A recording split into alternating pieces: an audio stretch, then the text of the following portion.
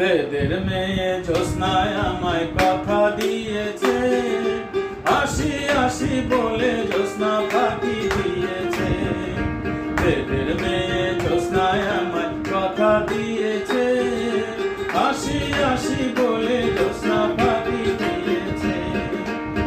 তুমি জ্যোৎস্না হে দিয়েছিলে কথা, তোমারে না দেখলে আমার প্রাণে লাগে ব্যথা। তুমি জ্যোৎস্না হে দিয়েছিলে কথা, তোমারে না দেখলে আমার প্রাণে লাগে ব্যথা।